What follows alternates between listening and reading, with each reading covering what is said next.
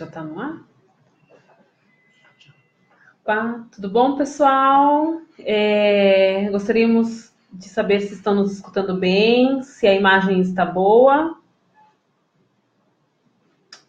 Se tiver alguém já conectado, vou pedir para mandar um oi para nós, para sabermos quem está nos acompanhando. Antes de nós iniciarmos aqui a nossa transmissão ao vivo.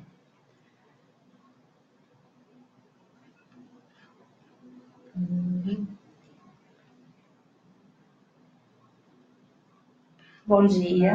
Bom dia, Nil Rosas, Ana Cláudia Santos, Fernanda Guedes, Thaís, Isso. Rodrigo Rodrigues. Ó, legal, de Patrícia Ilhéus, Carvalho. Bahia. Olha, muito bom. E aí, pessoal, tudo bem? Todos preparados para acompanhar a nossa live hoje? Bom, vamos lá, esperar o pessoal chegar. Vamos ajustar algumas coisas aqui. Tá. Se a gente deixar isto, nós não vamos conseguir ver os comentários. Não dá para deixar do outro lado? Bom, pessoal, só estamos ajeitando aqui algumas coisas para poder falar bem com vocês. Não, mas tudo bem, não tem problema. Né? Temos aqui um material de apoio para a live. Pois é, está abrindo, Isso, né? Para poder nos direcionar melhor na hora de falar com vocês. Tudo bem? Já podemos começar, pessoal? Acho que sim, né? Bom, nós vamos falar com vocês hoje sobre dificuldades versus transtornos de aprendizagem. Vamos nos apresentar, claro. Por favor, Ana. Meu nome é Ana Paula Caterina, eu sou psicopedagoga clínica, institucional e hospitalar. Atualmente faço mestrado em distúrbio do desenvolvimento. Certo. Eu sou Andréa Lucas, eu sou neuropsicóloga, trabalho com avaliação e reabilitação neuropsicológicas. Sou especialista em neuropsicologia pela Santa Casa de São Paulo. Certo? Bom, primeiro, por que nós escolhemos esse tema, né? Nós decidimos falar um pouco sobre dificuldades e transtornos de aprendizagem porque as pessoas costumam confundir as duas coisas, né? Normalmente as pessoas acham que dificuldades e transtornos é tudo a mesma coisa e não é verdade, certo? Principalmente no consultório, vem muita queixa, né? Ou seja, se a criança apresenta um quadro de desatenção, já acham que é TDAH, né? Que é alguma outra, que aliás é uma coisa que nós vamos abordar, porque o TDAH não é um transtorno de aprendizagem, as pessoas acham que é, enfim, né? E outras dificuldades que as crianças apresentam, até mesmo por questões emocionais, tá? Bom, Ana? Bom, a gente vai começar falando um pouquinho do que é dificuldade de aprendizagem, né? A gente sabe que muitas crianças hoje em dia, elas têm uma dificuldade de aprendizagem e como a Déia falou, existem as mães que chegam com queixa no consultório dizendo que o filho tem algum transtorno, quando na verdade não tem transtorno, a gente avalia e a gente vê que não, que é apenas uma dificuldade. O que pode levar a uma criança uma pessoa ter uma dificuldade de aprendizagem? Então, pode ser diversos fatores, né? Eles estão relacionados. Falando da família, a questão da escolaridade, né? Então, a gente percebe que uma criança onde pais que não tiveram uma boa escolaridade, que não terminaram a escola, que não conseguem dar aquela assistência, aquela ajuda para a criança no momento, é um indício que a criança pode ter uma dificuldade de aprendizagem porque ela não está sendo estimulada, talvez, de forma adequada, tá? A questão socioeconômica. Então, uma família com baixa renda, mas quando a gente fala baixa renda, é baixa renda de verdade, tá? às vezes ela não consegue dar uma estrutura adequada para aquela criança. Às vezes até um cantinho que parece que é uma bobagem, mas não é. Um cantinho de estudo dentro de casa é muito importante para aquela criança estar desenvolvendo as habilidades. E isso pode estar interferindo nas dificuldades de aprendizagem, né? O histórico familiar também, quando há algum histórico na família, pode acontecer uma dificuldade de aprendizagem. E o muito importante é o emocional, a parte afetiva. A parte afetiva, ela é de extrema importância. Quando nós não estamos bem conosco mesmo, ou com alguém, ou com algo nos afligindo, o primeiro impacto é na aprendizagem, né? Então, é muito importante a gente ficar atento a esses fatores externos da aprendizagem. Uma coisa importante, a dificuldade de aprendizagem é algo que vem de fora da gente, né? Então, é importante que saibamos disso, algo externo e não interno, algo de fora para dentro, tá? Exatamente. E diferente do transtorno, né? Porque o Exatamente. transtorno já é de dentro, né? Biológico, é genético, e então de dentro para fora, vamos dizer assim. Isso é uma forma de simplificar para que vocês possam entender, né? De uma forma, vamos dizer assim, mais didática, mais simples, para vocês saberem qual é a diferença em si das dificuldades e dos transtornos, né? Sim. As dificuldades, como a Ana falou, sempre tem uma influência de fora para a pessoa, para o sujeito. E já um transtorno é uma coisa que acontece dentro da pessoa, que pode ser uma questão neurobiológica, né? Os transtornos de aprendizagem em si, eles são genéticos, são hereditários. Há casos na família da mãe ou do pai, mesmo que seja casos lá atrás, de avós, bisavós, tios-avós, que apresentaram o mesmo quadro e a criança apresenta ele hoje, ou o adulto, enfim, também apresenta ele. E por isso que essa questão precisa ser olhada. Se não tem nenhum histórico na família, e aí histórico a gente fala que não é aquela pessoa que teve o diagnóstico. Não é, muitas vezes, os mais antigos principalmente, nunca tiveram diagnóstico, né? Era pouco dito, né, o que a pessoa tinha. Então, infelizmente, a pessoa, ela era, vamos falar em português, claro, ela era taxada de burra, e aí naquela época, né, antigamente, vamos tirar da escola e vamos deixar em casa, vamos ajudar nos afazeres domésticos. Uhum. E aí pouco se falava e ficava por isso mesmo, até por falta de conhecimento. Naquela época não se dizia muito em dificuldade ou transtornos de aprendizagem. E quando as crianças chegam no consultório, a gente faz anamnese com os pais e tem aquele histórico familiar, né? E a gente pergunta para os pais, mas alguém na família tinha alguma dificuldade ou algum transtorno de aprendizagem? Não sei, porque não se falava nisso. Mas fulano não aprendia. Meu tio era diferente. Então tinha alguns relatos, mas assim, as pessoas elas não sabem distinguir o que era exatamente. Alguém que abandonou a escola muitas vezes, né? A famosa evasão escolar. Que, mas é que ele não gostava de estudar. Às vezes não é que a pessoa não gostava, é que ela tinha uma dificuldade e ela não sabia nomear a dificuldade dela. Não sabia dizer, eu não consigo ler direito, eu não consigo entender aquilo que eu leio, eu não consigo prestar atenção no que o professor fala, eu não consigo entender o que as pessoas me dizem, né? Então, pela própria dificuldade, que a pessoa percebia que ela tinha uma dificuldade, mas ela não sabia especificar, a pessoa acabava, muitas vezes, abandonando a escola, se desinteressando nos estudos. Então, até o histórico de evasão escolar nos chama atenção. Essa pessoa abandonou os estudos por alguma razão. Quando a gente tem dificuldade em aprender algo, o que a gente faz? Vamos deixar de fazer aquilo. É menos frustrante, né? Exatamente. Então, por conta disso, a evasão escolar é constante nesses casos. Isso. Principalmente para os adolescentes, né? Com certeza. É mais fácil, vamos dizer assim, entre aspas, abandonar do que tentar ver o que está acontecendo, até mesmo por falta de informação. Certo? Pessoal, nós percebemos que muitas pessoas estão fazendo perguntas, certo? Tem como voltar aqui? Tinha algumas outras perguntas em cima. Isso. Pessoal, não estou conseguindo ver as perguntas anteriores. A gente vai responder algumas perguntas. Dá para voltar? Ah, É só subir. Tá, Então, ótimo, tá. obrigada. Então, nós vamos responder algumas perguntas que o pessoal fez, certo?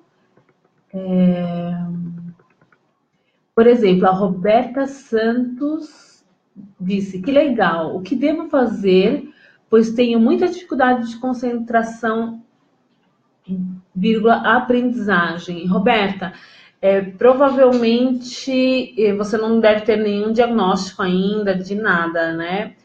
O correto que a gente indicaria para você é buscar uma avaliação, né, neuropsicológica ou psicopedagógica, para saber o que está acontecendo, porque como nós dissemos, pode ser uma dificuldade ou pode ser um transtorno, tá? Então, para saber identificar o que é, você precisa passar por uma avaliação. E é complicado dar algumas estratégias nesse momento, porque a gente precisa primeiro ter um diagnóstico, né? Saber, né? Isso. E você procurando um diagnóstico, consequentemente, a pessoa que fizer a avaliação, ela vai te dar habilidade, ajudar com habilidades e estratégias para que você tente minimizar esses prejuízos, tá? Isso, vamos lá. O Luiz Ruivo Reis perguntou: que métodos de avaliação neuropsicológica usam bibliografia? Luiz, eu não entendi bem a tua pergunta. Se você puder reformular para podermos responder de forma adequada, tá?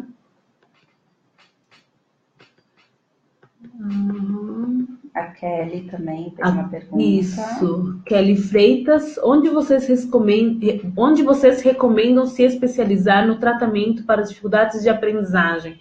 Bom, aí depende muito, Kelly, de que região você é. Nós somos de São Paulo, capital, né? Então, eu fiz minha especialização na Santa Casa, a Ana fez a pós-graduação no Mackenzie e faz o mestrado no Mackenzie também. Mas tem muitos lugares, né, onde você pode se formar e buscar uma especialização.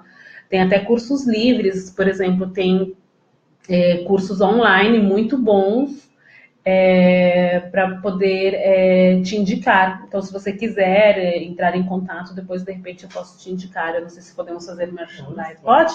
Tem, eu vou falar porque eu gosto muito, né? Tem a Neurosaber. E eles têm cursos online ótimos, maravilhosos, que você pode fazer. E aí é qualquer lugar do mundo, né? Então você não precisa ser de São Paulo ou de uma região específica para poder se especializar, para poder estudar sobre isso, né? Ana, alguma recomendação específica? Eu acho assim, que se ela quiser fazer algo presencial, e se ela for de São Paulo, as instituições boas hoje em dia é Santa Casa, né? Depende também da graduação dela, se ela é pedagoga, se ela é psicóloga, tem o Mackenzie, tem a PUC. Exato. Eu acho que ela pode depois tentar entrar em contato com a gente e a gente vai dando as diretrizes, né? Isso, dependendo muito de onde você né? De que região você é no Brasil, porque aqui tem gente de todos os lugares, né? Para nós podermos te orientar melhor. Tá bom, vamos lá. A Nice fez uma pergunta. Nice Pires, né? Gostaria de saber, nessa dificuldade, no momento da prova, daquele branco, pela ansiedade e nervoso, ao ler um texto grande, pode falar alguma técnica ou alguma ajuda? Nice, normalmente é ansiedade, né? Aí tem que fazer uma terapia para tratar essa ansiedade. Exato. Normalmente o branco, né? Aquele famoso branco que a gente tem, aquele apagão que a gente tem no cérebro, é mais por uma questão de ansiedade. Mas aí também precisa saber se você tem um transtorno ansioso ou se você tem momentos de ansiedade. Tá, Nice? Se você tiver momentos de ansiedade, por exemplo, isso acontece mais na prova, e não é só questão do branco, né? Que a gente tem formas da ansiedade se manifestarem em diversos contextos. Então, se você tem um transtorno ansioso, provavelmente isso aparece de outro jeito em outras situações. Na prova, como um branco, um nervoso, uma dor de barriga, uma sudorese, enfim.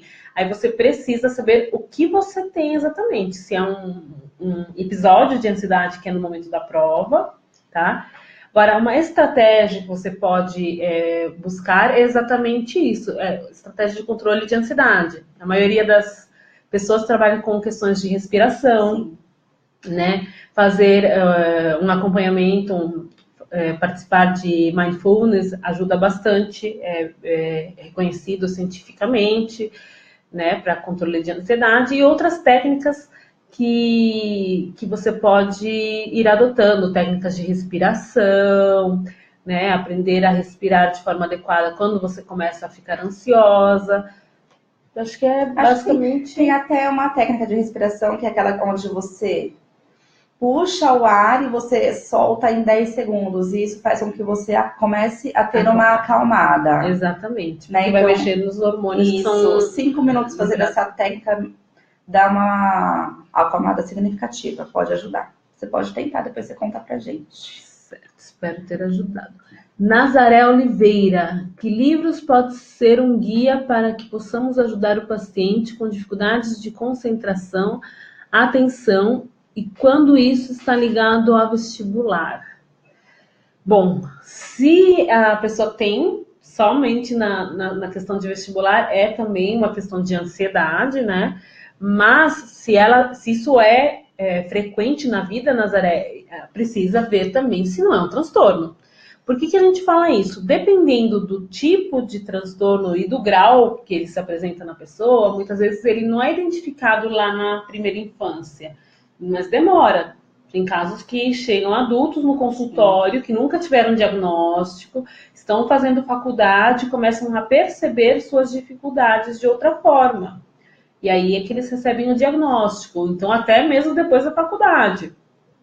Nós fizemos um evento aqui na Harmony, né, que recebemos algumas pessoas para um café, uma conversa, né, e veio uma moça que ela fez mestrado, no mestrado, hoje ela está no doutorado, e no mestrado ela descobriu que ela tem TDAH.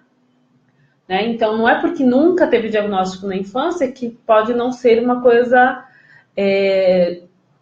que ainda seja diagnosticada. Às vezes a pessoa passou despercebida por N razões, né, com aquele transtorno, e pode vir a descobrir agora. Então, antes de descartar qualquer coisa ou de aprender qualquer técnica, vocês precisam saber se o que vocês têm não é um transtorno, para poder tratar da forma correta. Por quê? Se você trata hoje como se fosse um quadro somente de ansiedade, de nervosismo, de estresse, e não for isso, e for um transtorno, você está somente adiando o diagnóstico de um transtorno.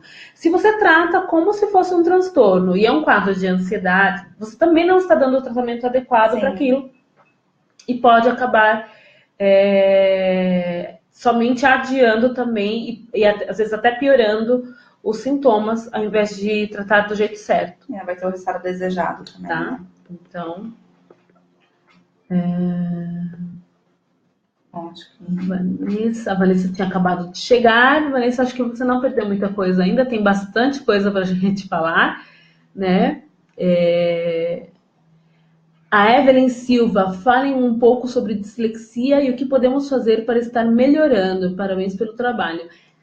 Evelyn, nós vamos chegar na parte da dislexia, tá, ainda, mas eu já posso te adiantar que, assim, um bom trabalho para pessoas com dislexia eu indico o método fônico, tá? A relação grafema-fonema que nós vamos falar mais para frente, mas que é pouco utilizada na escola, são pouquíssimas escolas que utilizam o método fônico, né? Então a gente sabe que a letra tem um nome, mas o som é outro. Então, para crianças, pessoas com dislexia, é muito importante esse método fônico, eu recomendo ele. Sim. Muito bem, vamos lá. Carla Paiva Trindade, a criança com dificuldade na interpretação necessariamente é disléxica? Não. Nós estamos com muitas coisas além da dislexia que podem interferir aí na questão da interpretação, tá? Mas nós vamos chegar lá, tá bom, Carla? Então, aguardem um pouquinho que nós vamos entrar nessa parte. A Eliette está perguntando se é normal uma criança de 8 anos ainda ter dificuldades na alfabetização. Bom, é ideal que ela já esteja lendo algumas palavras, tá? Depende desse grau de dificuldade. Reconhece palavras? Ela deveria estar reconhecendo. Reconhece letras? Não reconhece? Então, conta um pouquinho mais sobre como está essa criança, porque 8 anos já é para estar lendo algumas coisinhas, tá bom? Já é para estar alfabetizada. Exatamente. Vamos lá. Um outro ponto, eu vou pegar um gancho aqui do que a Eliette perguntou, da criança de 8 anos. Um outro ponto muito importante para nós esclarecermos é aquele famoso mantra que nós que trabalhamos no consultório não gostamos, que é aquela, cada criança tem seu tempo, tá? Porque sim, cada criança tem seu tempo, mas dentro de uma margem, que é o marco de desenvolvimento, que tem o tempo mínimo para as coisas começarem e o tempo máximo para elas terem acontecido. Certo? Então, nesse critério, 8 anos, né, está fora da margem do mínimo para a criança estar alfabetizada. Sim. Então, ela já está com um atraso, sim, né? Ela já deveria estar lendo minimamente alfabetizada. É claro, não um texto... Não um texto corrido, longo, mas já tem que fazer reconhecimento, sim. Exatamente, reconhecer as palavras, junção de sílabas, né? Ela deveria conseguir já. Então, nesse sentido, nós precisamos conscientizar as pessoas que, tem um tempo para as coisas acontecerem, tá? Então, é uma coisa que a gente escuta muito, mas vai dar o boom na criança, ela vai, né? Uma hora, de repente... Não é assim, tá? Uhum. Não vai dar o boom e uma hora ela vai. Existe, como a Débora falou, aquele marco onde tem um período que é tolerável, mas não pode passar daquilo. Isso, muito bem, vamos lá. Eneusa Causolari. Eneusa, tenho dificuldade em memorizar o que leio, estou sempre distraída, não tenho foco. Eneusa, novamente... Ela tem também um atraso na fala. Não, aqui é outro comentário. Tá. Então, Eneusa, essa questão de ficar distraída, não ter foco, desde quando é assim? Sempre foi assim? Você é assim desde criança? Né? Por quê? Porque quando nós falamos de transtorno, ele é desde a infância. Né? Isso não muda. Ele é desde a infância. Mesmo que não tenha sido diagnosticado antes, ele é desde a infância. Por isso que quando a gente recebe essas queixas, a gente investiga lá atrás para saber se a pessoa já apresentou isso. A pessoa já nasce com o transtorno, né? Exato. A não ser quando ele é adquirido, que também nós vamos falar mais pra frente sobre isso, e aí é um outro contexto, tá? Mas uma vez transtorno, sempre é transtorno. Uhum. E já nascemos com o transtorno, tá? Ele não é adquirido depois de um tempo. No caso da Eneusa, se isso começou agora, na vida adulta, você não era assim antes, então podem ser outras coisas, tá? E pode ser um quadro de estresse, pode ser um quadro de ansiedade, pode ser até mesmo uma questão de uso de óculos. Aí eu vou falar por experiência que eu passei por isso, quando estava na faculdade, eu não usava óculos. De repente eu comecei e eu sempre adorei ler, né? Eu tenho um vício por livros. E eu comecei a não me interessar tanto, não me prendia mais, me sentia cansada, me enjoava a ler, não tinha foco também, dava umas viajadas.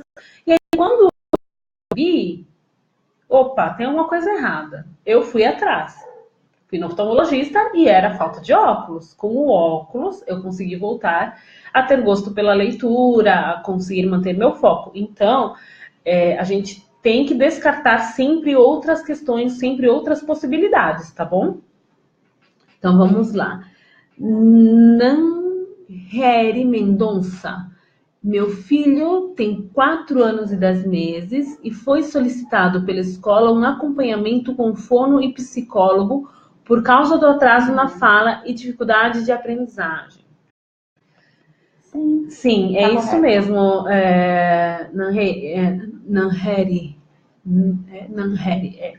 É isso mesmo, tá? Precisa acompanhar desde já. Nós somos super favoráveis ao que a gente chama de diagnóstico precoce, tá? alguns quadros não dá para fechar o diagnóstico nessa idade, mas nós podemos falar de prevenção e de diagnóstico precoce no sentido de intervenções.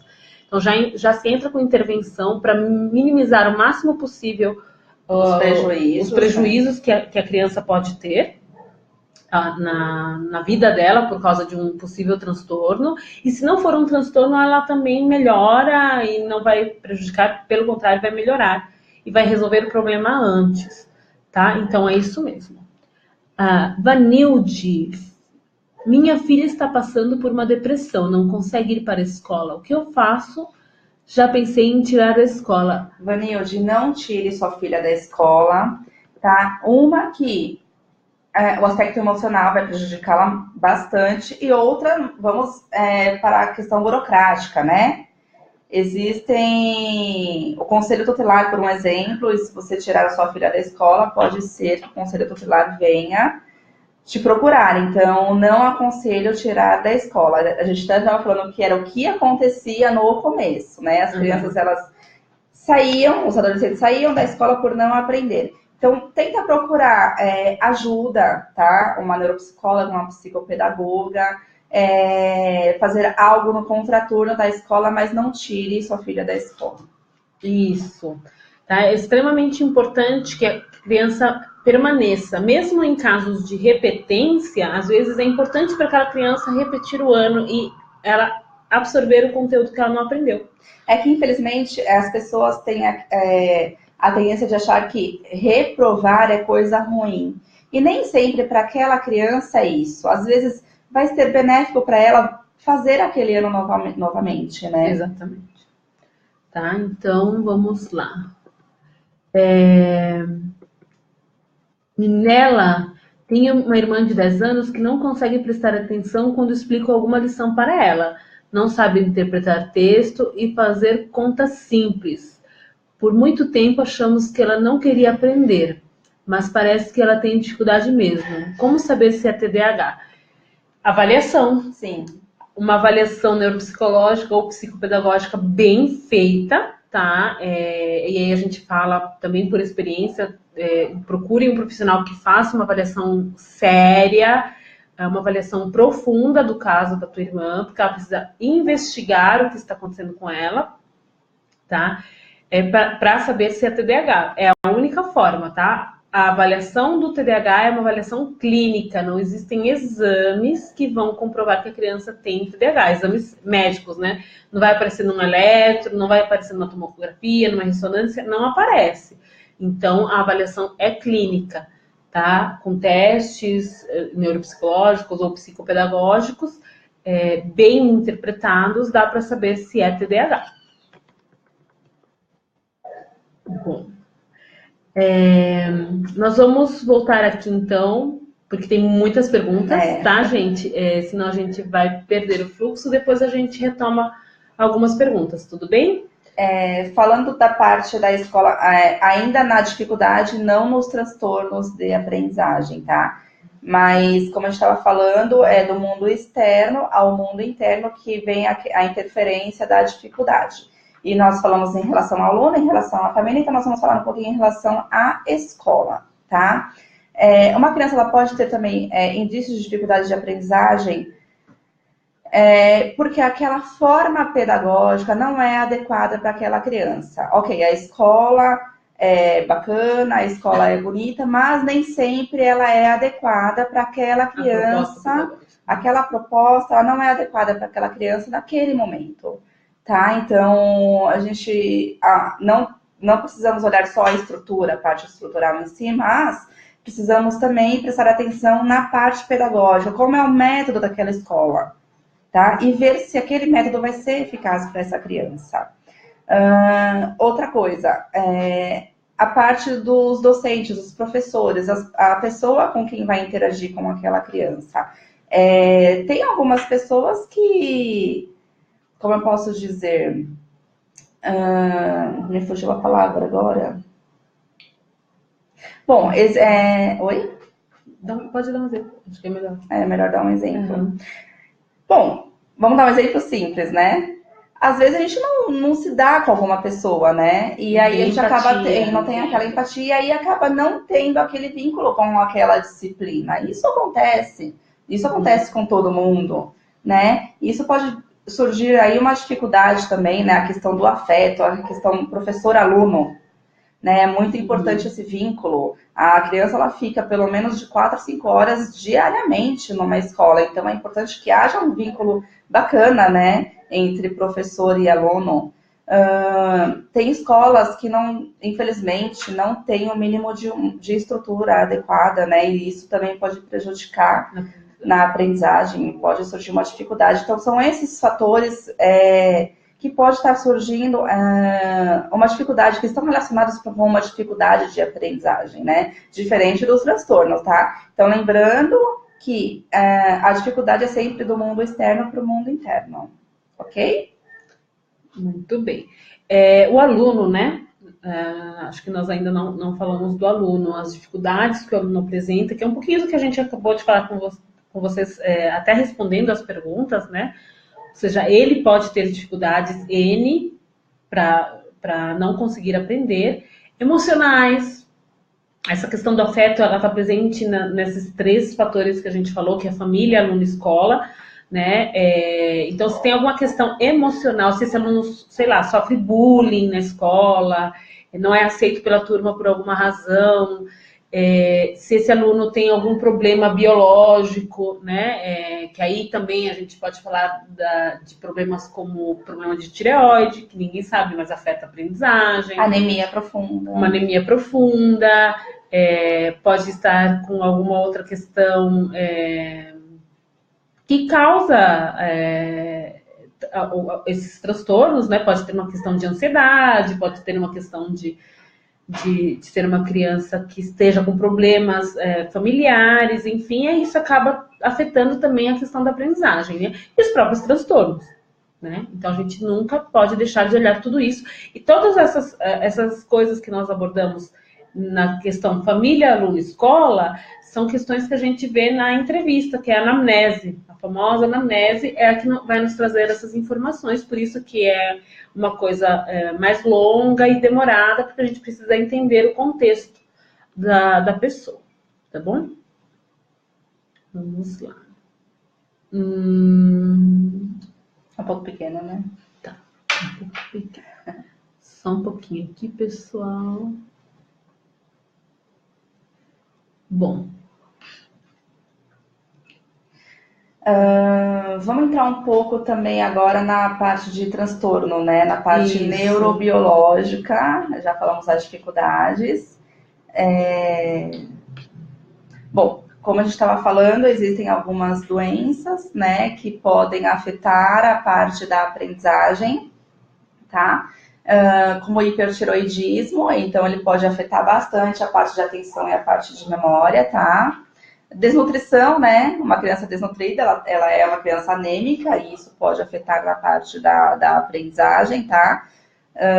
Diabetes, uma série de outras doenças podem estar associadas à aprendizagem. Então, assim, é importante que saibamos que aquela pessoa que veio ao consultório procurar ajuda, uma avaliação, ela precisa passar por um médico para a gente descartar todas essas possibilidades. Então, fazer exame de sangue para ver se está tudo ok, tá? Isso é muito importante, tá? Outra parte, a parte sensorial. Então, como a Andrea já havia dito, às vezes a criança ela não está conseguindo se alfabetizar. Mas por quê? O que está acontecendo? Vamos passar no oftalmo? Vamos ver como é que está a questão da visão. Vamos fazer uma audiometria. Vamos descartar uma possibilidade da criança não estar ouvindo. Porque se a gente não escuta, a gente não aprende também, né? A gente tem uma certa dificuldade. Então, a gente tem que tomar cuidado com algumas coisas para ver se o que pode estar influenciando, descartar todas essas possibilidades. Aí sim, então vamos fazer uma avaliação adequada, vamos ver o que está acontecendo com essa criança, porque já foram descartadas doenças, já foram descartados problemas de audição, problemas de visão, tá? Outra coisa que acontece muito são problemas psiquiátricos, então fobias, depressões, transtornos de ansiedade, como a gente já relatou anteriormente, transtorno opositor desafiante. Então, tem muitos transtornos psiquiátricos que podem interferir no processo de ensino-aprendizagem, tá? As questões motoras também, né? Nós temos uma coisa que é pouquíssimo conhecida, que são os transtornos do desenvolvimento da coordenação. Isso afeta a aprendizagem também, porque a criança não consegue acompanhar, ela não desenvolve, principalmente as gerações de agora, gente. Essa geração tecnológica, eu já digo aqui, eu não tenho absolutamente nada contra a tecnologia, eu acho que tem que ter um equilíbrio, porque a gente não pode isolar a criança 100%, da tecnologia, porque nós estamos numa era tecnológica, então ela tem que acompanhar, de certa forma, o que acontece no nosso meio hoje, mas não pode ser só isso, né? Nós precisamos estimular. Então, as crianças antigamente, elas brincavam de pular corda, elas brincavam de bambolê, elas brincavam de até bola queimada, pulava elástico. Pulava elástico. Tudo isso ajudava no desenvolvimento da coordenação e as crianças hoje não fazem isso ou fazem isso muito menos do que faziam antes. Sim, e assim, é mais hoje computador e videogame, né? E o quanto é importante para o desenvolvimento da coordenação motora essas habilidades. Então, a gente acha que é uma brincadeira simples, uma brincadeira que não agrega, nada mais agrega, pessoal. E é muito importante, porque nos primeiros anos de vida, a gente precisa estimular, precisa aprender, a gente começa com aquela coordenação grossa, que é exatamente o pular corda, o pular elástico, aquela brincadeira, corre com tia, então essas brincadeiras simples. E aí, diante disso, depois, quando a criança ficar um pouquinho mais velha, com 4 anos em diante, aí tem aquelas atividades de coordenação motora fina para aprender o movimento de pinça, para pegar no lápis, para começar a trabalhar, desenvolver a parte escrita. Então tem aquelas atividades básicas de pontilhado. Então complete o pontilhado, passe em cima do pontilhado.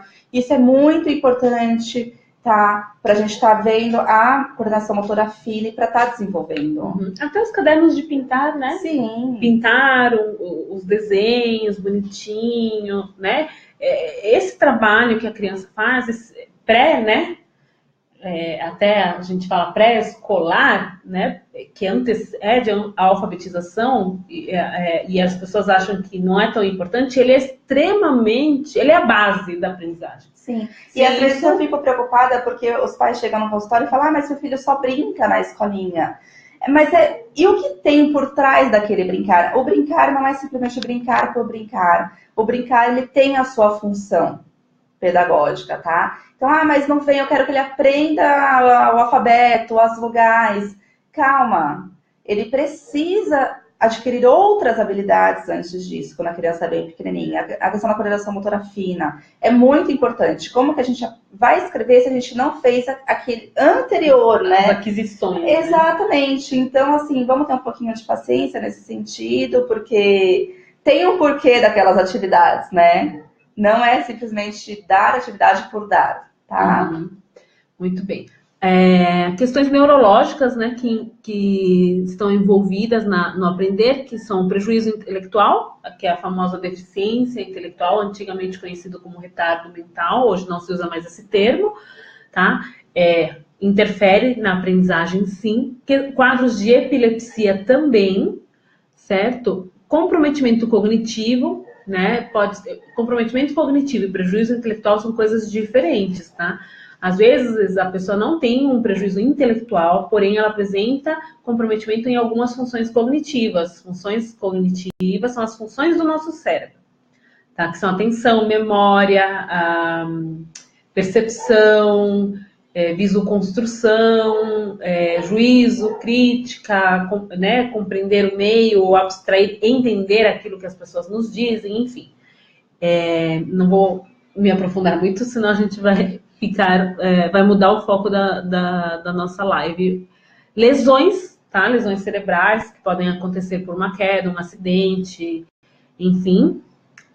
Encefalopatias e paralisia cerebral, tá? Todos esses quadros podem prejudicar a nossa aprendizagem. Bom, Nós vamos falar um pouquinho dos transtornos da aprendizagem, vamos responder algumas perguntas agora, e aí nós já voltamos para falar um pouquinho especificamente dos transtornos, né? Que aí a gente vai falar da dislexia, da descalculia, que é pouquíssimo conhecida, né? A descalculia é uma das menos conhecidas, a desortografia, a disgrafia, enfim, para poder esclarecer para vocês. Ana Paula Ortiz perguntou: quem tem dislexia vai ter uma maior dificuldade para aprender? Existe algum método para ajudar? Então, como a gente tinha falado anteriormente, existem, na verdade, vários graus de dislexia, tá?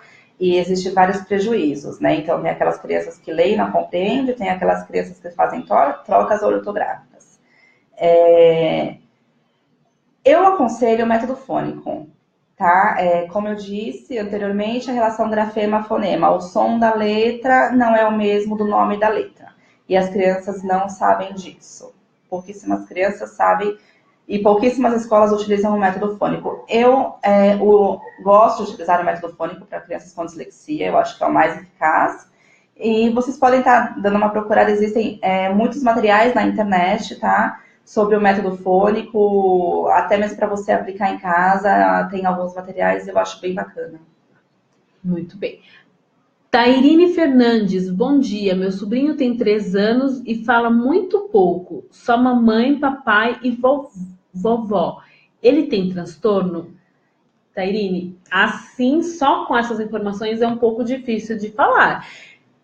Já deveria estar falando, tá? Já passou do marco do desenvolvimento. Exatamente. Tá bom? É bom que procure uma fono, que procure algum profissional para estar vendo o que está acontecendo. Até uma fono para a gente estar descartando, fazer uma audiometria e estar descartando para ver se ele está ouvindo adequadamente. Em primeiro lugar, tá bom? Porque a gente só consegue aprender a falar pelo que a gente escuta, né? Então, se de repente ele não está ouvindo bem, não está ouvindo tudo, tem algum prejuízo nesse sentido, aí pode ser isso.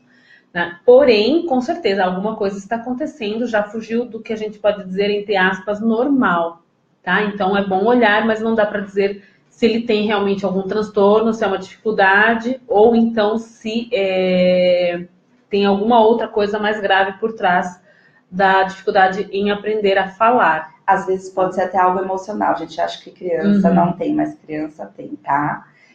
Eu peguei há um tempão atrás no consultório uma criança que tinha sinais de gagueira, mas era emocional. E aí, trabalhando essa parte emocional, ele superou, foi muito bem. Então, a gente tem que estar atento a isso também. A Ana Paula Ortiz, novamente. Quem tem dislexia vai ter dificuldade para aprender outra língua? Existe algum método para auxiliar? Depende, né? Na maioria das vezes tem um pouco mais de dificuldade, porque vamos pensar, se a gente já tem dificuldade para aprender a língua do país onde vivemos, né? Se a gente já tem essa certa dificuldade, provavelmente a gente vai ter um pouco de dificuldade na outra também. Mas não significa que não aprendemos. Pode demorar um tempo maior, tá? Exatamente. Dea Alves, bom dia. Obrigada pela oportunidade de estar com vocês. Gostaria de saber se uma criança com DPAC, que é o distúrbio do processamento auditivo central, tem por lei o direito à progressão continuada. Ana, você sabe? Para o DPAC especificamente, eu nunca ouvi falar, sinceramente. Dea Alves, eu realmente não sei te dizer. Para o DPAC, eu acho que não. Eu também acho, mesmo porque se a criança fizer treinos de cabine, ela melhora bastante, né? Exatamente. Se a criança ela fizer a cabine como intervenção, ela vai melhorar, né? E aí, às vezes, até sai, dependendo do que do grau, enfim, ela até sai da dificuldade que ela tem. Então, precisa ver, mas eu acredito que não, porque nós pouco temos para autismo, quase não temos para TDAH, e eu acredito que para o processamento auditivo também não, mas eu não tenho certeza absoluta, tá? Vamos lá. A Elisete, obrigada pelos parabéns. Muito obrigada, Elisete. Lívia Marques. A criança retém conteúdo, mas vejo resistência em copiar ou fazer algumas coisas. Mas quando percebemos a criança está lendo, desenvolvendo, será falta de amadurecimento? Eu não entendi, Lívia. A criança, ela consegue gravar? É isso? Não consegui entender bem a tua pergunta, Lívia. Se você puder explicar melhor qual é a situação, né, que ela está... Não entendi bem, Lívia. Por favor, se você puder perguntar novamente, esclarecer a tua dúvida, nós podemos te ajudar. Elis, bom dia. Tenho diagnóstico de TAG, né, transtorno de ansiedade generalizada, e a dificuldade de me concentrar para ler é imensa. Fico com a cabeça nas nuvens e tenho que voltar muito quando percebo. Isso está acabando com a minha paixão por leitura. Tem alguma dica? Elis, primeiro, você tem diagnóstico de alguma coisa anterior ao TAG? Isso sempre foi assim ou foi depois do diagnóstico de TAG, depois do início da medicação? Né? Nós precisamos saber o que está acontecendo com você, porque de repente pode ser um efeito da medicação. Exatamente. Que você não consiga se concentrar.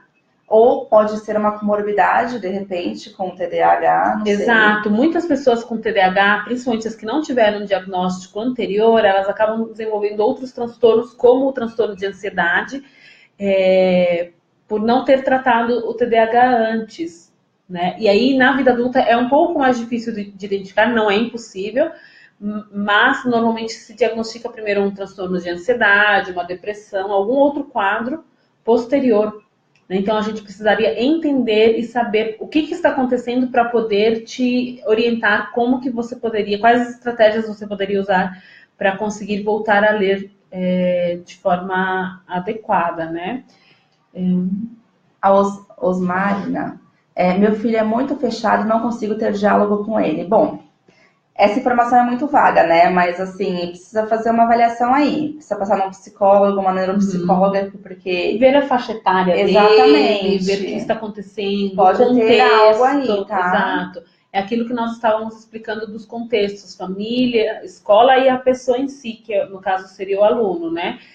O que está acontecendo desses três, como estão as coisas e como ele está, né? O que pode ser um transtorno ou não, pode ser uma dificuldade, pode ser um quadro depressivo, por alguma razão ele está fechado e a gente precisaria entender melhor o contexto todo. Se você puder dar mais indícios, mais dicas pra gente, a gente pode tentar direcionar melhor, tá? Porque você precisa procurar uma ajuda que é importante. Com certeza. Se não uma intervenção psicopedagógica ou neuropsicológica, de repente uma psicoterapia, mas precisa saber o que está acontecendo para conseguir orientar do jeito certo. Vamos lá. Wellington Amaral. Olá, meninas. Me chamo Wellington. Sou do Rio de Janeiro e gostaria de saber se a dificuldade de aprendizado pode ser considerada um obstáculo, uma barreira, um sintoma que pode ser de origem tanto cultural quanto cognitiva ou até mesmo emocional. Wellington, acho que nós já respondemos, sim, né? Não sei se você acompanhou no início.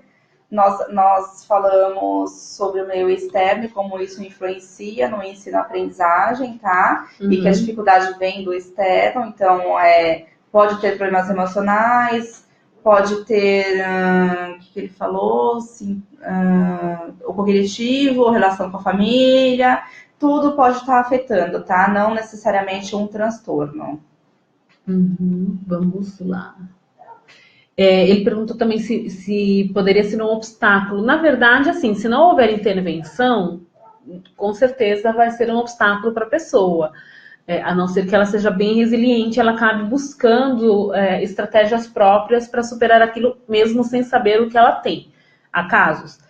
Mas, se não é tratado, se não tem uma intervenção adequada, acaba, sim, dificultando que a pessoa faça muitas coisas na vida dela, principalmente se ela não for uma pessoa que tem a característica da resiliência, né, que é aquela que se refaz, que consegue se reinventar, que consegue descobrir estratégias próprias para alcançar algumas coisas.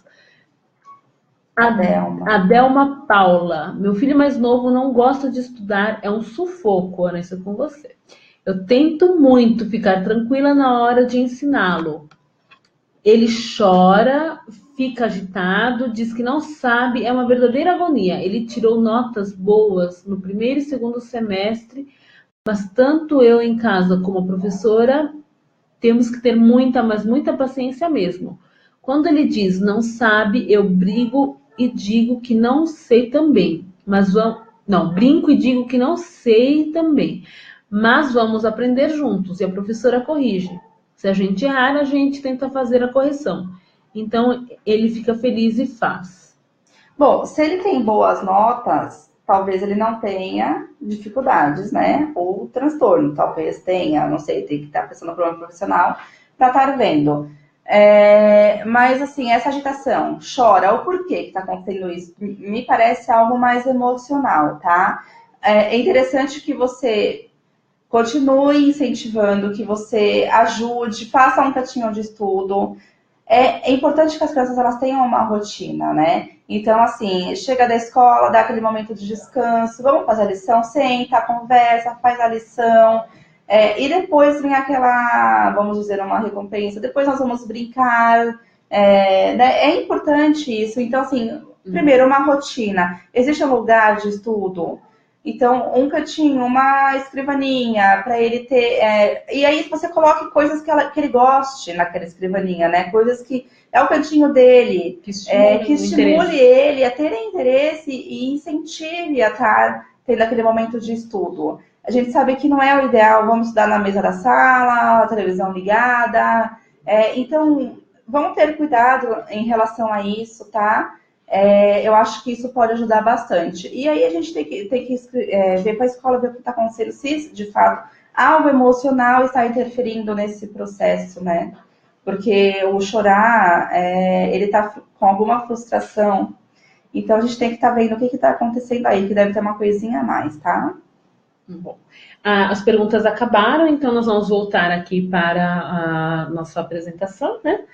E falar um pouquinho mais dos transtornos em si, especificar. Já citando que tudo que nós estamos dizendo são baseados tanto no CID-10 quanto no DSM-5. Até trouxemos aqui para apresentar para vocês. Esse é o CID-10. Então, nada que é da nossa cabeça, nada que é achismo, né? E esse aqui, pequenininho, é o DSM-5, tá?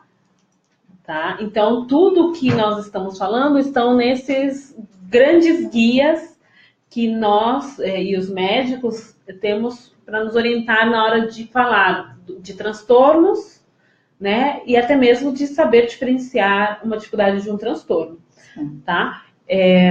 Agora nós vamos falar um pouquinho do transtorno específico do desenvolvimento das habilidades escolares, né? Que é este que engloba todos os outros, né? A dislexia, a descalculia, a desortografia, a disgrafia e outros transtornos de aprendizagem, tá? Estão dentro deste grande transtorno no CID-10, né? E aí existem algumas nomenclaturas, né? Então, quando a criança ela passa por uma avaliação, a gente encaminha depois para o neuro e ele dá o diagnóstico. Então, por isso o CID, que aí vai vir exatamente aquele númerozinho para indicar o que a criança tem, né? E aí já melhorar no processo de intervenção, porque a partir daquele número a gente consegue saber que direção tomar, se a gente não tiver avaliado, mas se a criança aparecer para a gente ou o adulto para intervir, tá? Então, é uma pincelada só nos números mesmo, para você estar sabendo, tá? Então, os transtornos que a gente vai citar seria o F81.0, que é os transtornos específicos de leitura, tá? Então, ele entra na dislexia, tá? Mas ele está especificamente na leitura, tá? O F81.1 já é um transtorno específico de soletrar, tá? Aí existe o F81.2, que é um transtorno específico da habilidade de aritmética, e ele engloba a descalculia que nós vamos falar a seguir, que infelizmente é pouco citada, tá? Mas é prejuízos em matemática. Tem o F81.3, que é o transtorno das habilidades escolares, tá? Existe também o F81.8, que é o transtorno 8.8 transtorno das habilidades escolares também, e o F81.9, que é o transtorno de desenvolvimento das habilidades escolares não específicas. E aí a gente fala, não específicas é um pouco vago para a gente, então a gente prefere sempre ter mais abrangente, mais especificado, né? Saber mais o que a criança tem. Exato, investigar. A gente costuma ir a fundo mesmo, chegar. Eu falo sempre que eu reviro os meus pacientes do avesso, acho que a Ana também faz isso, né? Que é exatamente tudo que a gente falou. Eu nunca descarto, por exemplo, saber se essa criança não tem uma anemia, se essa criança não tem alguma encefalopatia, algum outro problema que está causando essa dificuldade.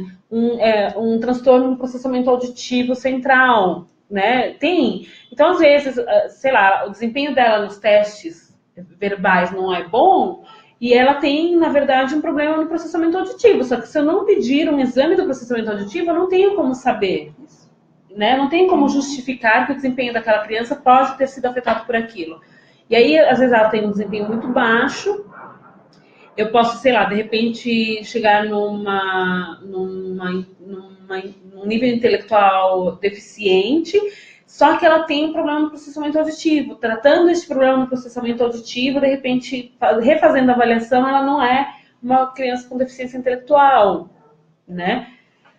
Então, a gente nunca pode descartar nenhuma hipótese, nenhuma possibilidade antes de chegar nestes transtornos. E por isso a importância de uma equipe multi para estar avaliando essa criança, né? Exatamente. Tá? Falando um pouquinho sobre os transtornos específicos de leitura, né? Então, de fato, a dislexia. Famosa dislexia. O que uma pessoa com dislexia tem? Então, ela tem uma dificuldade em influência correta da leitura, tá? Ela vai ter dificuldade em leitura, ela vai ter dificuldade em decodificar e soletrar. Então, decodificar, ela não reconhece, ela não decodifica aquela palavra, tá? Ela não entende aquela palavra. Soletrar, então ela faz trocas na hora de soletrar letras por letras, tá?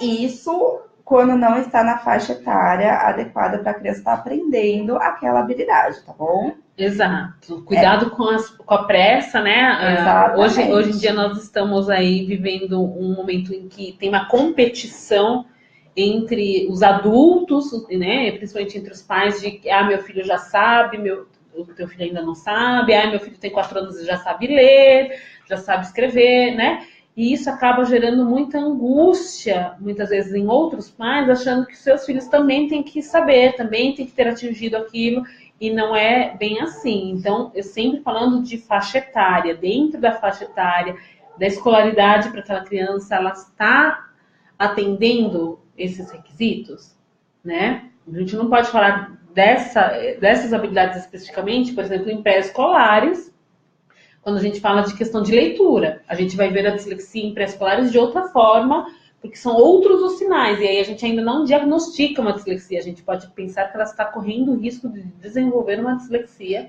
mas não fechar um diagnóstico. E vamos tomar muito cuidado com a hiperestimulação, né? Porque a gente pode prejudicar muito a criança também, tá? Vamos ver. Mais perguntas? Acho que tem mais algumas perguntas. Obrigada, Débora. Bem, a Débora. William Santos, me chamou William. Vejo que as crianças têm alguns desses transtornos, como TEA, descalculia, entre outros, sofrem por parte dos professores como aluno. O que vocês acham a respeito disso? Você está falando da não aceitação, da dificuldade dos professores em lidar com essas dificuldades, William? Ou dos professores não saber que a criança tem, né? Isso.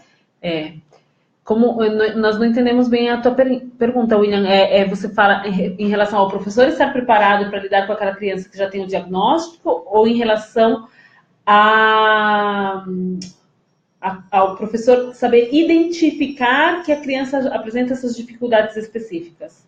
Porque nós temos os dois casos, né? Tem o professor que não está preparado para lidar com a criança que tem o diagnóstico, e temos também o professor que não consegue identificar que o seu aluno tem essa dificuldade, que inclusive é um dos trabalhos que nós desenvolvemos.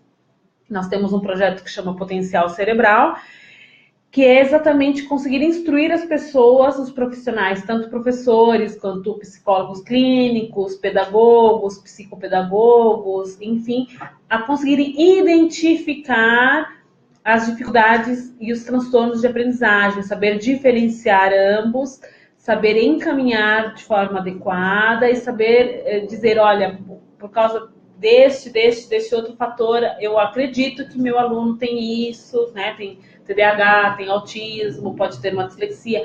Não é diagnosticar, é identificar a possibilidade do aluno ter, né, um determinado transtorno, uma determinada dificuldade. E quando ele falou o que vocês acham disso, bom, basicamente eu acho que os professores eles devem ter, fazer cursos, ter uma atualização sempre continuada, estar sempre fazendo, vendo palestras, sempre lendo, então tá sempre para estar reciclando, vamos dizer assim, para estar sempre inserido naquele meio, naquele contexto, para estar vendo o que pode estar acontecendo, o que tem de novo, como eu posso estar ajudando o meu aluno. Eu acho que é importante, e eu vejo pouco isso acontecer, infelizmente, que é os professores buscando mais conhecimento para lidar com aquele aluno com aquela dificuldade. Exatamente. E, infelizmente, até as escolas pouco se preocupam em preparar os seus professores para isso. A própria formação, né?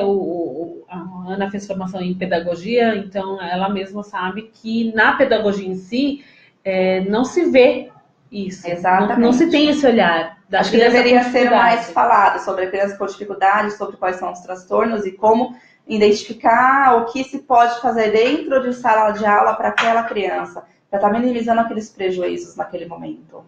Eu acho que falta isso. Certo? Então, é mais ou menos por isso que nós resolvemos fazer essa live, né? E temos o projeto Potencial Cerebral, que é buscando esclarecer isso e levando formação acessível a todos, né? Para que todos possam buscar conhecimento e, já que isso não é oferecido como uma base, né? Ser complementar à formação de muitos colegas. Eu acho que aqui a gente já tinha falado do Wellington. Isso. Você está perguntando sobre a síndrome do pensamento acelerado.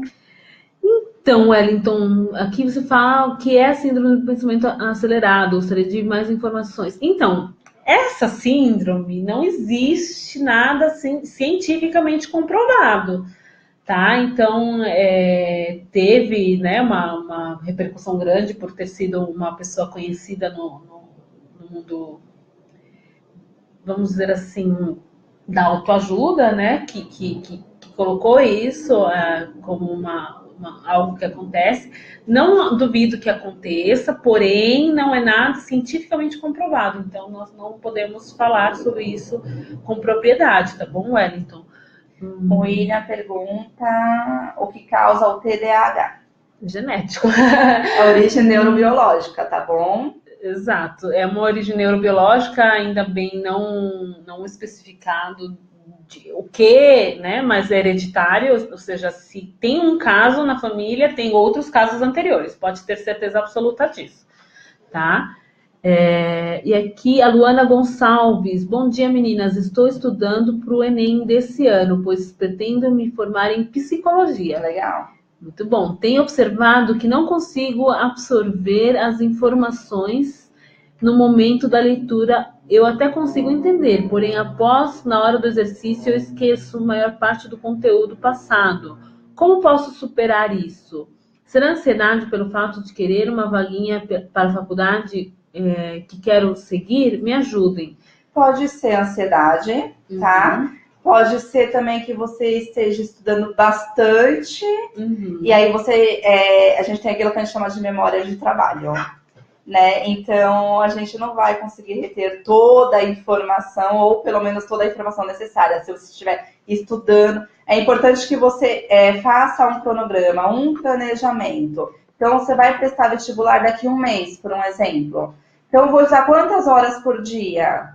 Né, para não estar também se desgastando. Grife as partes principais, digite, escreva, depois faça resumos, isso pode ajudar, tá? Mas você ficar estudando o dia inteiro não é benéfico, tá bom? Faça pausas, sai um pouco, é importante.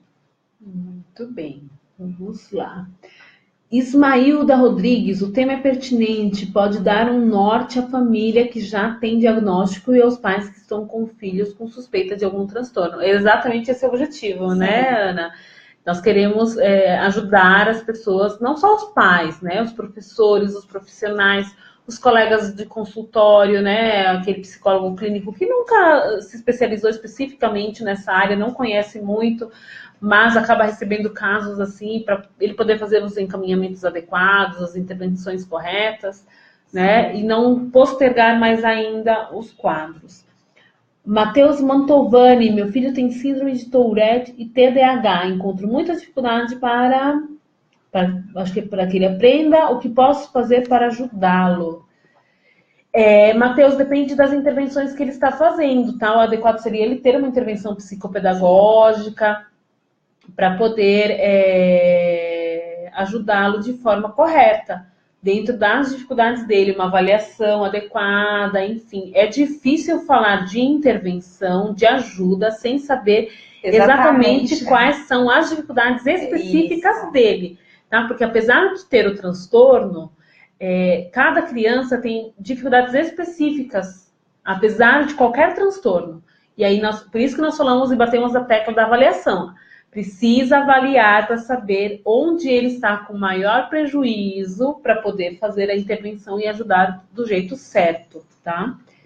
Ione Moreira, muito esclarecedor. Obrigada, Ione. Quando algo sai da sua normalidade, segundo a margem do desenvolvimento, é necessário procurar ajuda profissional. Isso. Exatamente. Tudo isso ficou muito claro. Mas e quando os tutores, pais, são resistentes a pedir essa ajuda? Tem um caso desse na família.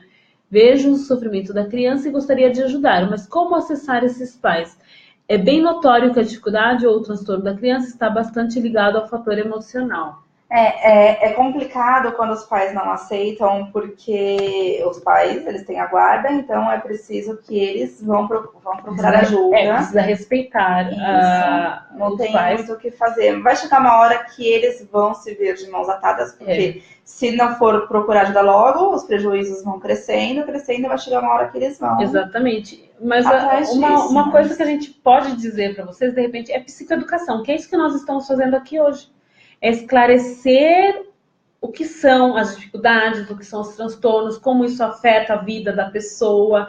É psicoeducar, é mostrar que acontece, que tem, para eles começarem a perceber. Mas precisa de abertura, não tem como a gente levar psicoeducação para alguém que não quer aprender, que não quer saber daquilo, né? Às vezes a gente recebe pais no consultório que supostamente querem um diagnóstico, querem saber o que está acontecendo com o filho, mas quando nós chegamos no diagnóstico, quando nós chegamos perto do diagnóstico, os pais ficam reativos, fogem, negam, se recusam a entender, a aceitar, e falam, não, mas é que no teste, que esse teste feito em tão pouco tempo, como que você sabe? Mas os testes são padronizados, né? Ou seja, ele está sendo comparado com uma criança da mesma idade, com a mesma escolaridade, né, com os mesmos conhecimentos que ela deveria ter, enfim. Então, não é achismo, né?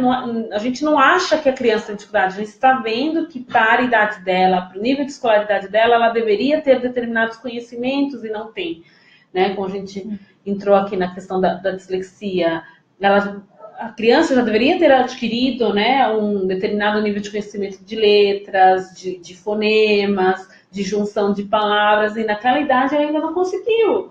Então, opa, peraí, tá acontecendo alguma coisa com essa criança, vamos pensar na dislexia, tem que avaliar para conseguir diagnosticar, tá? Juscelino Ferreira Jesus, frequentemente alunos que apresentam sintomas relativos a problemas de atenção, ansiedade ou agitação, desenvolvem os problemas por causa de algum conflito pessoal ou familiar. Exatamente, foi isso que nós colocamos no início da live. Bom, agora vamos lá, vamos voltar um pouquinho para a dislexia, explicando de forma resumida o que é a dislexia e como pode ser identificada, né? Sim. Bom, os sinais mais comuns da dislexia, né? Então, a dificuldade especial em aprender a ler e a escrever, tá? Então, dificuldade no alfabeto, dificuldade em sequências verbais. Existem algumas confusões de letras típicas da dislexia, tá? Como o B pelo P.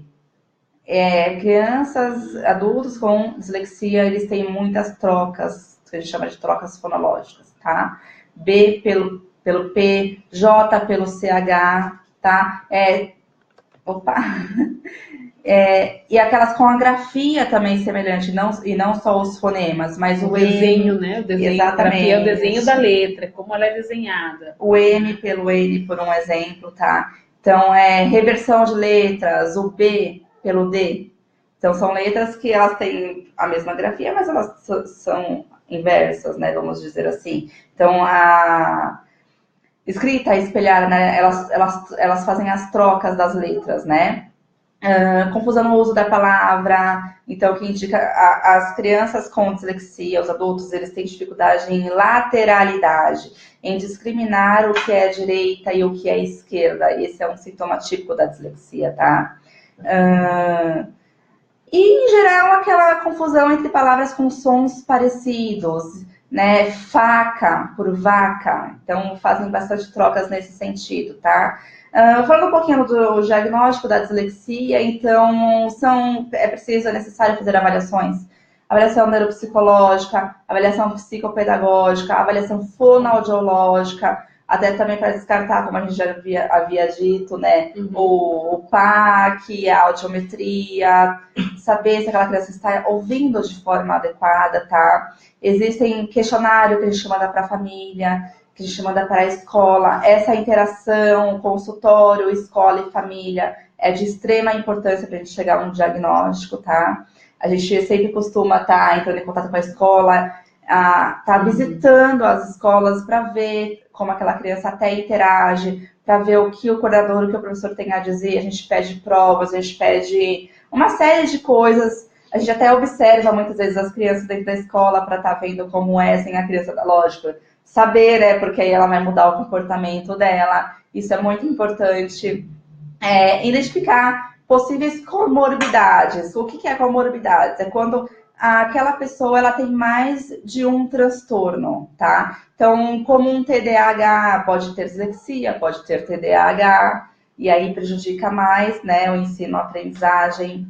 Então, a gente precisa observar essa fase de alfabetização dos 6 aos 8 anos, a gente fala até os 8 anos, tá? Que é onde tem mais indícios, é onde aparecem mais as crianças no consultório. Por quê? Na aprendizagem é onde começam as dificuldades da alfabetização, né? É onde surgem os primeiros sintomas, tá? E aí eu deixo bem frisado aqui a relação professor-pais, avaliação, os profissionais da avaliação, qual que é o fluxo, médicos, né? Exato. Né? Qual que é o fluxo, né? Normalmente o professor identifica que tem alguma coisa acontecendo com a criança, fala para os pais, olha, não está conseguindo aprender, não consegue ler, não consegue escrever, está trocando as letras. É o professor, a gente fala que o professor é um grande aliado, né, nessa hora, né? Porque ele que vai identificar que está acontecendo essa dificuldade na criança, avisar os pais vão procurar a avaliação. E aí, às vezes, procuram o médico primeiro, às vezes procuram o psicopedagogo primeiro, às vezes procuram o neuropsicólogo, enfim, mas a avaliação precisa.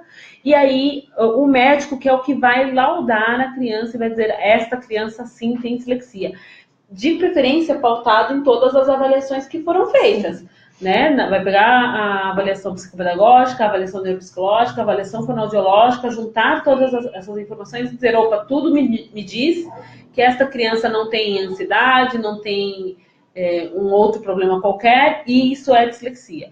Tá? E aí volta para o profissional adequado para fazer aquela intervenção. Para fazer a intervenção, exatamente. Sempre após o diagnóstico é importante fazer intervenção. Não é só medicação, gente, é intervenção mesmo. E é importante dizer que também a importância da intervenção, porque eu vejo que muitos pais, eles querem saber o que a criança tem. Mas e depois? O que fazer com aquilo? Às vezes não voltam. Então, a criança não vai melhorar. Não. Você tem você sabe o que a criança tem, mas você tem que tratar. Quando a gente faz algum exame de sangue que dá alguma alteração, a gente não precisa tratar. Se dá uma anemia, vai tomar ferro, né? Então a gente precisa fazer a intervenção para minimizar aqueles prejuízos, ok? Certo. Agora vamos falar rapidamente, porque temos pouco tempo, são só 15 minutinhos, sobre né? a descalculia, tá? A descalculia ela é um distúrbio de aprendizagem, ela afeta o indivíduo na maneira de compreender e manipular os números, tá? Então ela está relacionada à matemática. Muitas crianças, elas não têm acesso a esse diagnóstico porque é pouco dito, né, sobre a descalculia. Às vezes confundido com dislexia. Isso, exatamente. Né? Porque o disléxico, ele tem essa dificuldade de reconhecer símbolos, né, então ele pode se confundir também e interferir na questão da matemática, mas não é dislexia, né? Sim, e é importante dizer também que tanto a dislexia como a descalculia, ela não tem nenhuma ligação com os níveis de QI, porque a gente recebe muito no consultório, os pais dizem, mas o meu filho, ele tem o QI... Ele é inteligente. Normal, ele é inteligente, ok. Mas isso não é parâmetro para dizer que ele não tem uma descalculia ou que ele não tem uma dislexia. Ele tem a inteligência preservada, que bom, isso é ótimo. Mas tem algo acontecendo ali que precisa ser melhorado, tá bom? Então, eu vou falar um pouquinho de alguns sintomas da descalculia, tá? Então, dificuldades com números e com sinais, então, mais, menos, divisão, igual, tá? Crianças, elas fazem as trocas dos sinais, isso pode ocorrer, tá? Problemas também na lateralidade, direita, esquerda, acontece bastante. Orientação, né? Senso de direção norte, sul, leste, oeste. Crianças com descalculias têm dificuldade, tá? Eles têm inabilidade de dizer qual de dois números é o maior. 9 ou 3. Qual é o maior? Sequência, 78 ou 33. Qual é o maior? Então tem essa dificuldade, tá? Dificuldade em tabelas, em tabuadas. Nos mais velhos, né? Já falando do Fundamental 2 para frente, até ensino médio, a dificuldade de entender gráficos, tabelas, né? De conseguir distinguir mesmo, né? E ver aqueles gráficos que a gente aprende na escola, aquelas curvas que a gente aprende, enfim. Isso. Né? Dificuldade com o tempo, a elaboração da passagem do tempo. Então, a criança, às vezes, o adulto, ele se perde ali naquele contexto. Dificuldades diárias, então, não sabe ver o relógio analógico, não sabe o dia da semana, tem muita dificuldade, mês. Então, assim, tem dificuldade em ver calendário, tá? Isso acontece bastante. Dificuldade em cálculo mental, dificuldade em estimar medidas, centímetro, metro ou quilômetro. Mais ou menos, acho que, sei lá, tem tantos centímetros aqui. A diferença entre 3 centímetros e 30 centímetros, às vezes, para criança é difícil, tá? Não sabe. Criança, entre aspas. É que a gente fala de criança porque normalmente essas queixas vêm na criança, mas existem adultos com descalculia, com dislexia, com desortografia, porque essas pessoas vão crescer, né? Então não é uma coisa que vai sumir na infância. Né? Não é assim. Lembrando que é um transtorno, uma vez com transtorno, sempre com transtorno, sempre com transtorno, exatamente. E tanto na descalculia como na dislexia, essa importância dessa equipe, aliás, em todos os transtornos, todos eles. Essa equipe multidisciplinar para estar fazendo esse diagnóstico, tá? Que mais? Agora da escrita, né? Da escrita, desgrafia, desortografia, né? Então, falando um pouquinho de novo do transtorno de escrita, tá? Dos problemas de escrita, eles são apresentados em dislexos e tendem a ser negligenciados. Isso acontece muito, né? A pessoa ela não vai atrás de uma avaliação, atrás de uma intervenção adequada. Existem poucos estudos de prevalência nesse sentido, tá? Os déficits significativos da produção de escrita são domínios de caligrafia ou de ortografia, e aí a criança com desortografia, o adulto com desortografia, ele tem muita dificuldade na caligrafia, na grafia da letra, tá? Ele tem... ele faz erros de trocas, e isso na desortografia. Na disgrafia, a grafia ela não é consistente, então não existe uma sequência. Então, a pessoa com disgrafia, ela escreve grande, depois ela escreve pequeno, ela não escreve dentro da linha, não existe uma coerência, tá? Isso também precisa ser avaliado. Às vezes é considerado desleixo por muitas pessoas e por isso acaba passando batido. Não é considerado como um transtorno, né? É preguiça, faz isso por má vontade, faz isso porque não tem interesse, né? Faz isso porque quer terminar rápido para ir brincar, né? Mas não é uma dificuldade, é um transtorno que a pessoa tem e ela não consegue fazer diferente daquilo. Tá? Então, temos que ter muito cuidado quando nós vamos taxar de preguiça, de desinteresse, de falta de capricho, enfim, né? É um transtorno, a pessoa não consegue fazer de outra forma, tá? A gente até percebe na questão da pintura, crianças mais velhas, mas que ao pintar passa muito do contorno no desenho. Isso também é um indício, tá, de uma dificuldade de disgrafia. Tá? Sintomas e grupos de risco, né? As dificuldades na definição e discriminação da lateralidade, a Ana já falou, né? Os canhotos serem obrigados a escrever com a mão direita, isso causa também uma disgrafia, tá? Porque é da pessoa escrever com a mão dominante, esquerda, né? E aí a gente força, isso acontecia muito antigamente, força a escrever com a direita e aí pode estar causando uma disgrafia, tá? Isso. A disgrafia ela já pode ser percebida anteriormente por atrasos no desenvolvimento motor, isso, né? Então, não faz um movimento de pinça como deveria fazer para aquela idade, não tem um reflexo adequado, né, para, sei lá, pegar uma bola como deveria ter já para aquela idade. Enfim, há sinais de que está acontecendo alguma coisa, né, com aquela pessoa, com aquela criança, e isso tem que nos chamar a atenção, né? Dificuldades na execução de tarefas que exijam rapidez, equilíbrio, coordenação motora. E aí... É mais lenta, né? Sim, e aí como é importante na educação infantil aqueles traçados, aquelas atividades de pontilhado, né? Porque a gente já pode ter indícios, né? Então é muito importante. Uhum. Acho que nós falamos basicamente de tudo já, né? Lembrando que todos esses transtornos têm o leve, o moderado e o grave. Então, precisa sempre ser visto isso para ter a intervenção.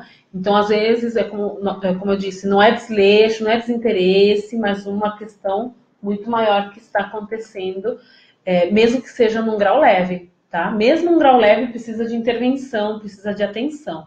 Bom, vamos voltar aqui a ler algumas perguntas. Só frisar, eu disse que eu ia falar...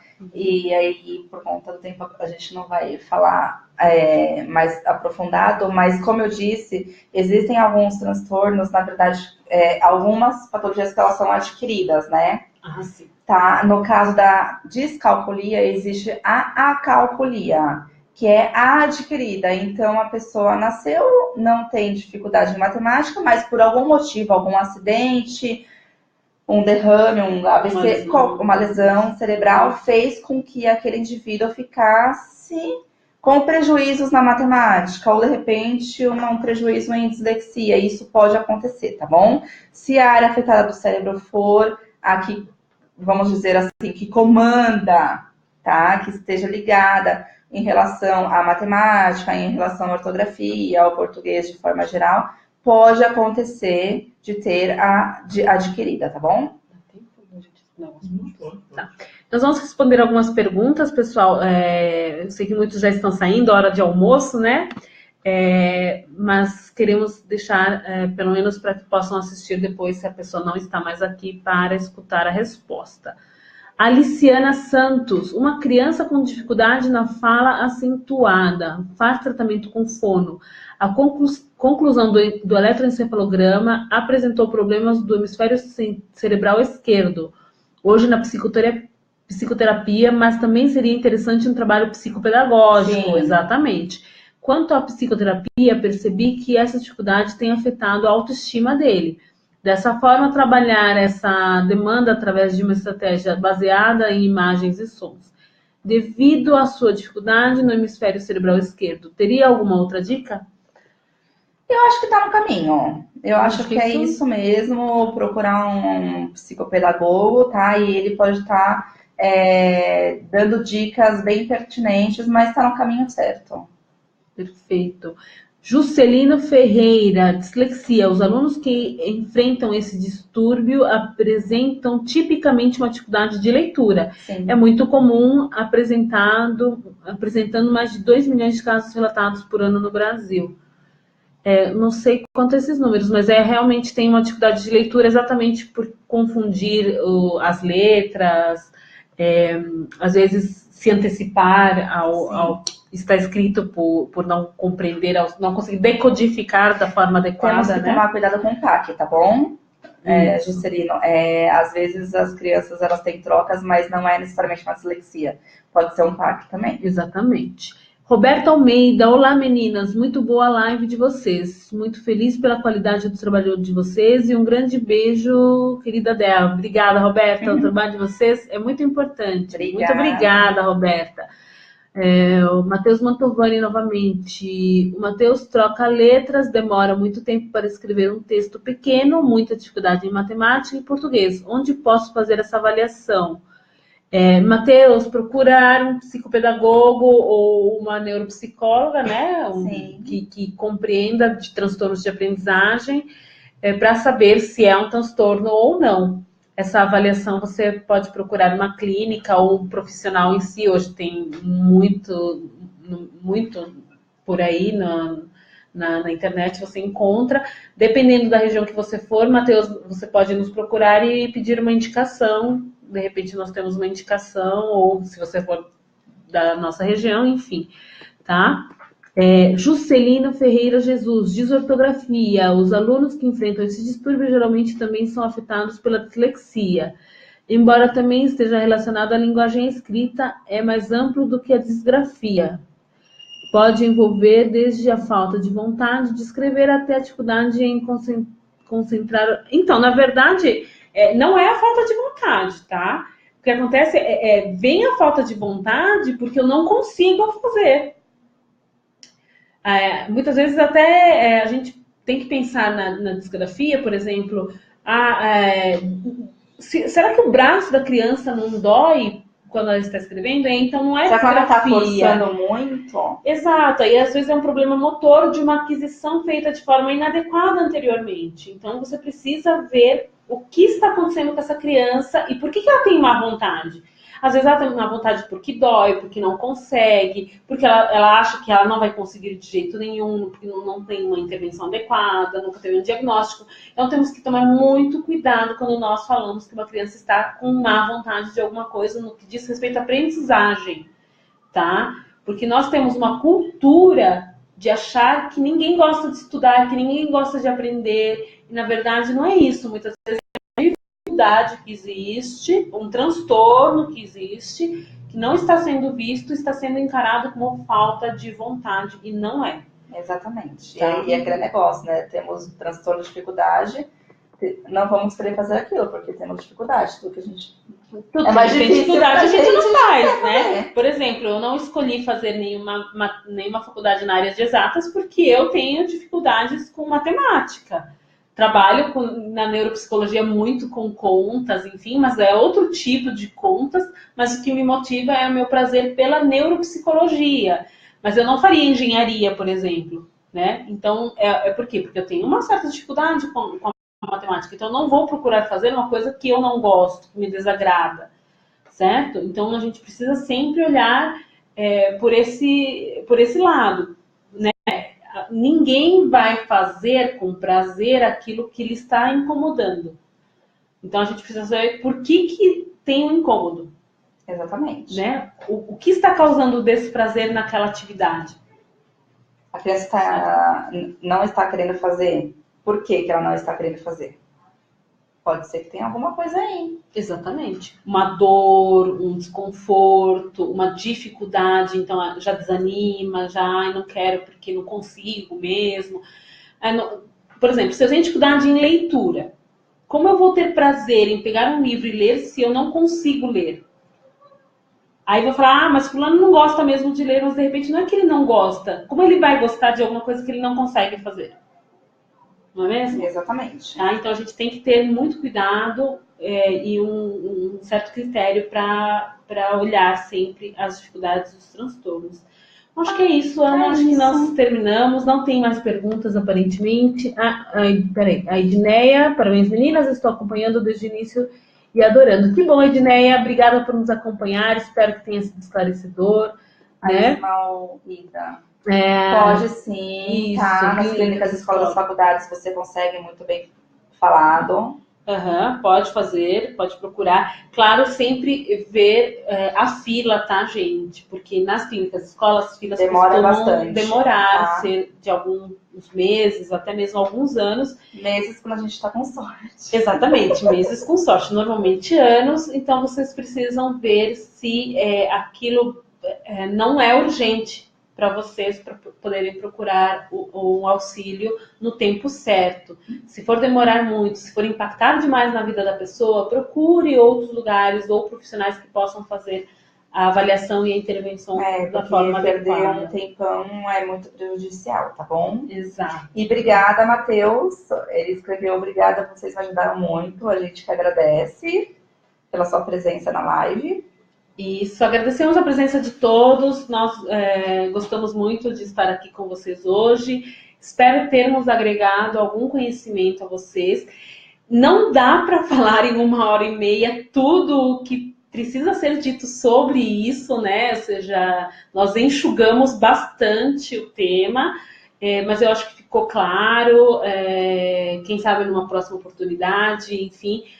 Pela Potencial Cerebral, nós temos cursos, temos palestras. Essa live mesmo, ela é uma palestra que a gente oferece de forma gratuita para escolas e outras instituições que tenham interesse no tema, tá? E nós levamos esse conhecimento porque nós queremos compartilhar esse conhecimento com vocês, certo? Então, acho que é isso. Agradecemos o Rodolfo pela oportunidade de participar desse primeiro congresso online da Mais Psicólogos, que venham muitos outros congressos, Rodolfo, e espero que nós tenhamos contribuído de alguma forma. Qualquer dúvida, vocês podem entrar em contato ou com o Rodolfo ou diretamente com a gente e podemos esclarecer as dúvidas de vocês da melhor forma possível. Isso. Tudo bem? Acho que é isso. Obrigada. Podemos encerrar. Obrigada. Até mais.